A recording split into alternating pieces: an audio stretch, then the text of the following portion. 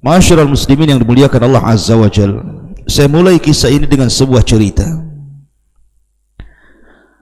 Kita tahu bahwa Adam alaihi salatu wassalam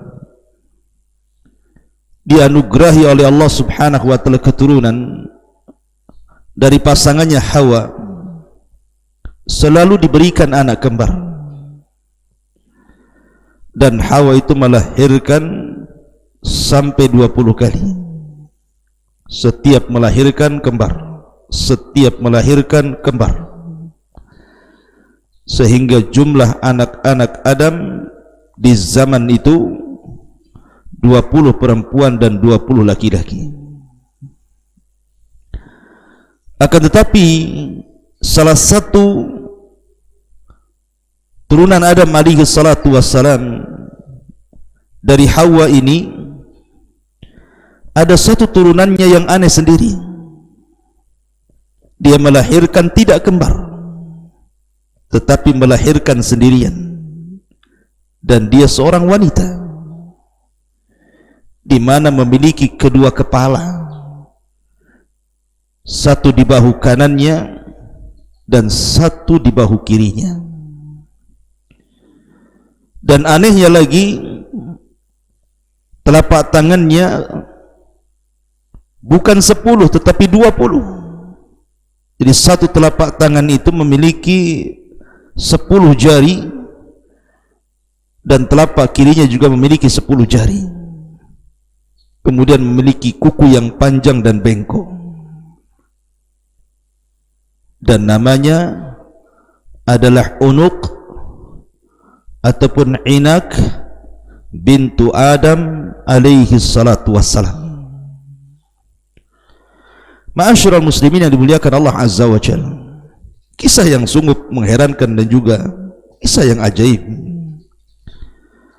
Akhirnya Unuq ini oleh ibundanya Hawa dibesarkan,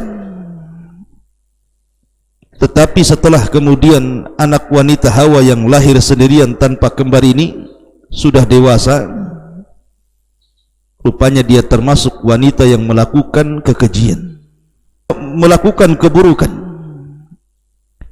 Setelah kemudian saudaranya Qabil membunuh Habil, kemudian Qabil pun membawa pasangannya ke lembah, akhirnya beranak pinak di lembah dan menjadi kabilah yang paling rusak di zaman itu. Maka Unuq ataupun Inak ini bergabung dengan Qabil, dan dia wanita yang pertama kali melakukan perzinahan di tengah-tengah kabilah Qabil. Setiap ada laki-laki yang suka dengan dia, maka dia akan mengajak berzina, sehingga tidak tahu jumlah laki-laki yang sudah berzina dengan dia. Akhirnya Allah takdirkan dari salah satu laki-laki yang menzinahinya hamil dia. Tidak tahu anak yang mana, anak laki-laki yang mana, bapaknya siapa. Yang jelas dia hamil dari perzinahan ini. Ma'asyiral muslimin, dari sinilah kisah awal ternyata dosa zina itu dilakukan oleh salah satu putri Nabi Adam, namanya Unuq ataupun Inak. Bukan hanya itu saja, Nabi Adam alaihi salatu wassalam setelah diusir oleh Allah dari sorga ke bumi, dan diajarkan oleh Allah subhanahu wa ta'ala kalimat-kalimat supaya dirinya dan juga istrinya dijauhkan dari syaitan iblis. Akhirnya kalimat-kalimat itu ditulis dan digantungkan di leher Hawa supaya iblis tidak bisa mendekat. Lah oleh Inak ini dicuri kalimat-kalimat itu di leher Hawa ketika Hawa sedang tertidur. Dengan sebab itulah akhirnya dia pun mempelajari ilmu sihir, dan dikuasainya sihir menjadikan dia wanita yang zalim dan suka menyakiti manusia. Ma'asyiral muslimin yang dimuliakan Allah subhanahu wa ta'ala, maka ketika sudah terlalu banyak kerusakan yang dilakukan oleh Inak atau Unuq ini, maka Nabi Adam alaihi salatu wassalam pun berdoa kepada Allah subhanahu wa ta'ala, dan juga istrinya mengaminkan doa suaminya Adam agar Allah menghentikan kekejian kerusakan Unuq bintu Adam ini. Akhirnya Allah subhanahu wa ta'ala utus kepada Unuq ini asadan a'zam minal fil, sebuah singa yang sangat besar, melebihi tubuh daripada gajah. Fahajama 'alaiha, maka singa itu pun menyerang si Unuq bintu Adam ini. Faqatalah, kemudian singa itu membunuhnya. Wa mazzaqa a'dha'aha, menyobek-nyobek, merusak seluruh badannya. Wa arwaha, dan juga ruhnya si Unuq ini dicabut oleh Allah subhanahu wa ta'ala. Ma'asyiral muslimin yang dimuliakan Allah subhanahu wa ta'ala, adapun putranya hasil daripada zina namanya Uwaj ibn Unuq. Uwaj ibn Unuq ini akhirnya tumbuh dewasa, tetapi memiliki keanehan tubuh yang melebihi Adam alaihi salatu wassalam, kakeknya. Adam ini tinggi badannya 60 hasta. Satu hasta itu setengah meter, berarti 60 hasta itu 30 meter, dan lebarnya hanya 7 hasta. Tapi Uwaj ini berbeda, melebihi kakeknya Adam. Panjangnya memiliki 23.000 hasta. Anda bisa bayangkan 23.000 hasta, panjangnya 23.000 hasta dan lebarnya 333 hasta, dan usianya 300 ataupun 3.600 tahun,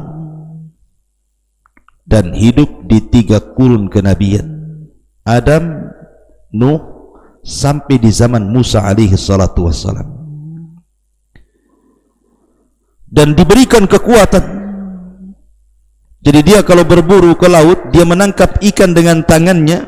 Namanya ada ikan besar, ikan paus atau mungkin yang semacamnya, diambil dengan tangan kanannya, kemudian tinggal didekatkan dengan matahari, kemudian matang dimakan. Saking besarnya raksasanya ini, makhluk ini, Uwaj ibn Unuq ini. Jadi ngambil ikan di laut, tinggal ngambil, kemudian diangkat ke matahari, kemudian dipanggang begitu saja, kemudian dimakan. Subhanallah.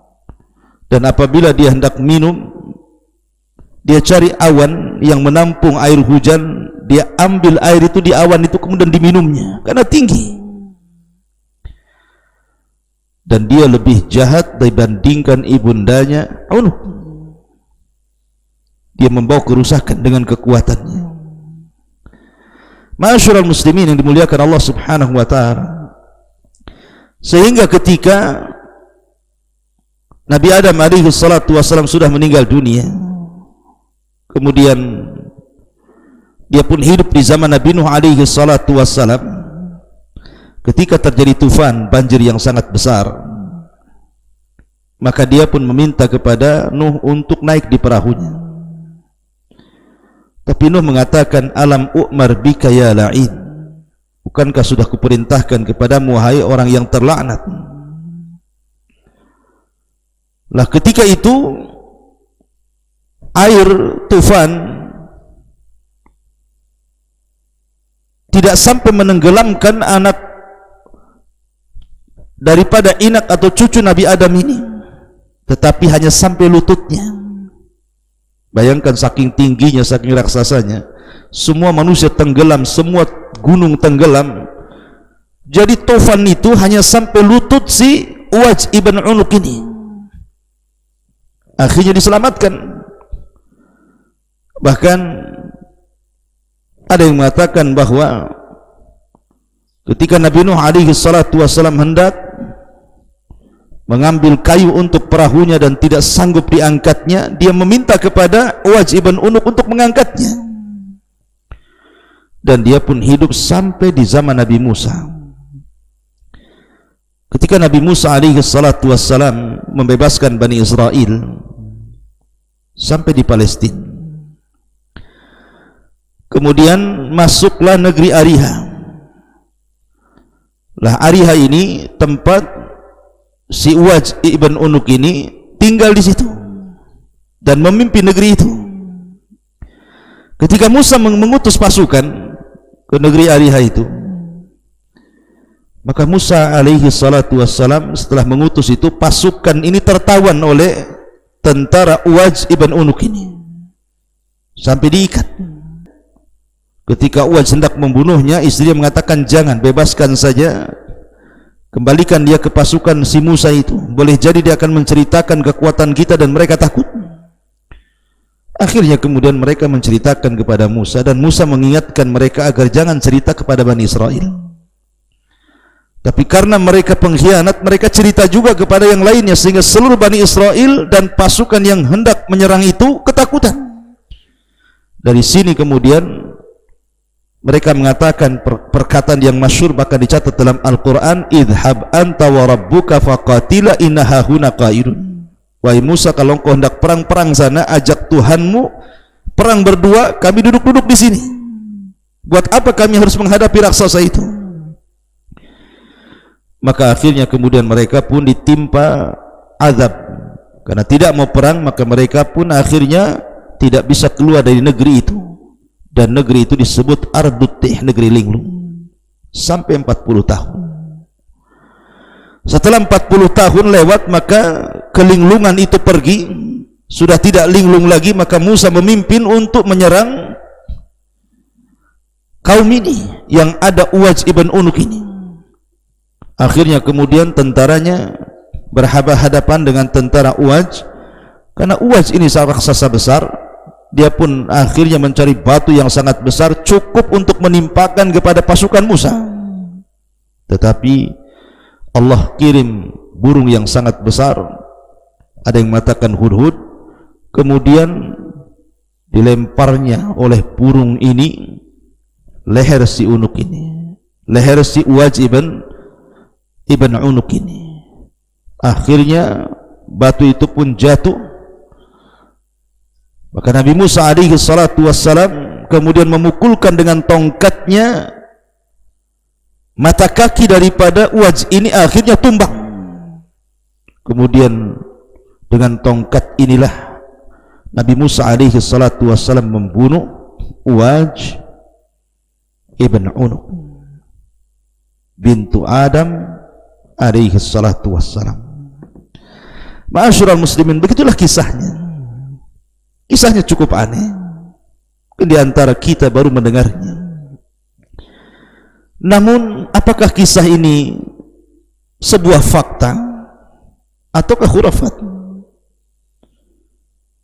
Kalau seandainya ini sebuah khurafat, kenapa pula kemudian para ahli tafsir sebagian mereka menyebutkan kisah-kisah yang berkenaan dengan Uwaj ibn Unuk ini? Sebut saja para ahli tafsir yang menyebutkannya. Di antara mereka adalah Al-Imam At-Tabari, Al-Imam Al-Qurtubi, menyebutkan tentang kisah Uwaj ibn Unuk ini. Ma'asyiral muslimin yang dimuliakan Allah Azza wa Jalla. Tapi kalau memang ini sebuah fakta, dan yang lainnya selain mereka ya, bahkan bukan hanya Imam At-Tabari dan Al-Qurtubi saja, tetapi juga banyak para ulama menukilkan kisah ini, seperti kisah yang dikeluarkan oleh beberapa ahli tafsir, menukilkan perkataan Abdullah bin Umar dan juga menukilkan perkataan Abdullah ibn Abbas radhiyallahu anhum, kemudian menyebutkan kisah tentang Uwaj ibn Unuk ini. Tapi kalau ini memang sebuah khurafat, memang kisahnya terkenal menyelisihi nas-nas Al-Quran dan Sunnah. Kalau fakta, kenapa menyelisihi? Ya, menyelisih Al-Quran dan Sunnah. Kalau khurafat, kenapa pula dicatat oleh ahli tafsir? Tapi kisah ini dekat dengan khurafat dibandingkan dengan fakta.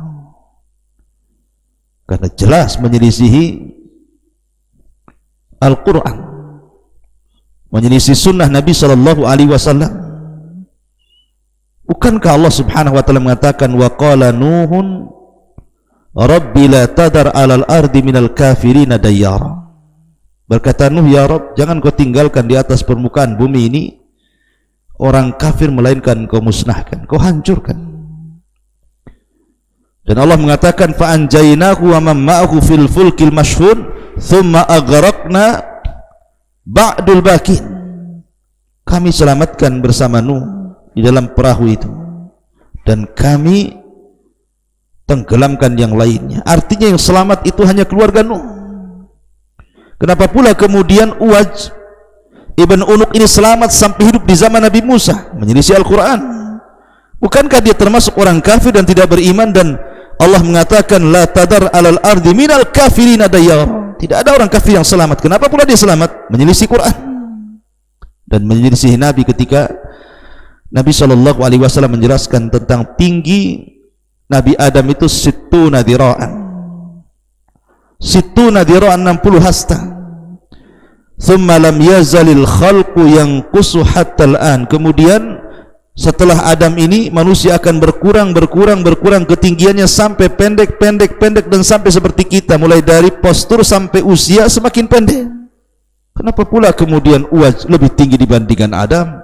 Bahkan yang lebih mengherankan, tingginya hampir sampai selangit, ya, sampai dikisahkan tadi tingginya itu sampai 23.000 dhira hasta dan lebarnya 333 hasta, dan usianya panjang sekali sampai 300 ataupun 3.600 tahun, sampai hidup di kurun 3 nabi mulai Adam, Nuh sampai Musa, mustahil, ya.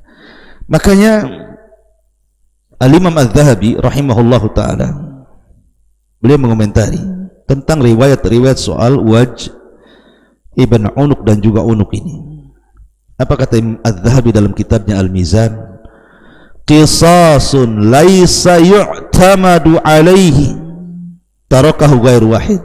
Kisah ini tidak ada pegangan sama sekali, bahkan banyak ulama yang meninggalkannya. Imam Ahmad mengatakan kana yakdzib ala Wahb ibn Munabbah, orang yang menceritakan kisah ini telah berdusta atas nama Wahab ibn Munabbih. Imam Bukhari mengatakan zahibul hadis, hadisnya tidak jelas. Ibnu Hibban mengatakan yada'ul hadis ala abihi wa ala ghairihi, yang meriwayatkan hadis ini telah memalsukan hadis Nabi SAW terhadap bapaknya dan yang lain. Al-Hafidh Ibnu Hajar dalam kitab Al-Lisan naqala Ibnu Abi Hatim an Ismail ibn Abdul Karim qala mata Idris wa Abdul Mun'im radhi'. Ada yang mengatakan bahwa yang karena yang menceritakanlah Abdul Mun'im ini, dia mengatakan dari Idris sudah mati, sementara Abdul Mun'im masih menyusi bagaimana dia bisa mendapat kisah dari Idris. Ini terputus sanadnya. Kemudian Ibnu Ma'in mengatakan kadzabul khabis, yang meriwayatkan hadis ini seorang pendusta yang buruk. Al-Falas mengatakan matruk. Abu Zur'ah mengatakan wahil hadis, hadisnya sangat lemah sekali. Al-Hakim mengatakan zahibul hadis. Kemudian juga Ibnul Madini dan Nasai mengatakan laisa bithiqatin, orang yang meriwayatkan tidak terpercaya.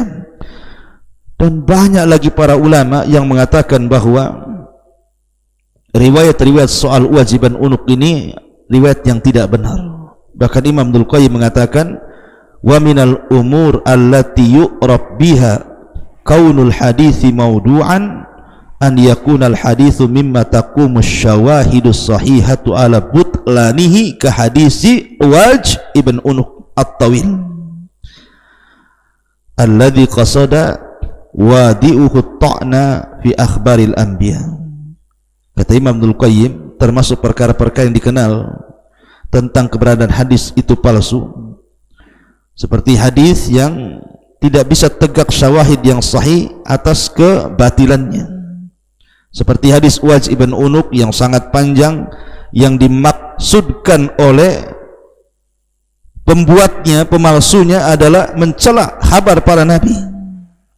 Mustahil. Dari mana mendengar kabar para nabi? Contohnya tinggi badannya dan lebar badannya. Ini mencela para nabi. Kemudian juga mencela Al-Quran yang Allah mengatakan wa ja'alna dzurriyyatahu humul baqin. Yang selamat itu adalah dari keturunan Nuh, yang tersisa keluarganya, dari keluarganya. Sementara Uwaj ini bukan keluarga Nuh, dia anak daripada Unuk putri Adam alaihi salatu wassalam. Dan banyak lagi keanehan-keanehan kisah ini, walaupun oleh sebagian ahli tafsir dicantumkan, tapi ini bagian daripada kisah Israiliyah. Oleh karena itulah tidak pantas kemudian seorang muslim menyandarkan kisah ini kecuali dijelaskan tentang kedudukannya. Saya hanya ingin menjelaskan kisah Uwaj bin Unuk ini. Dikhawatirkan di antara Anda membaca medsos, kemudian diceritakan kepada orang tanpa mengetahui kisah ini benar, sahih ataukah tidak. Wallahu a'lam bishawab. Mudah-mudahan ada manfaat dan menjadi pengetahuan kita semua.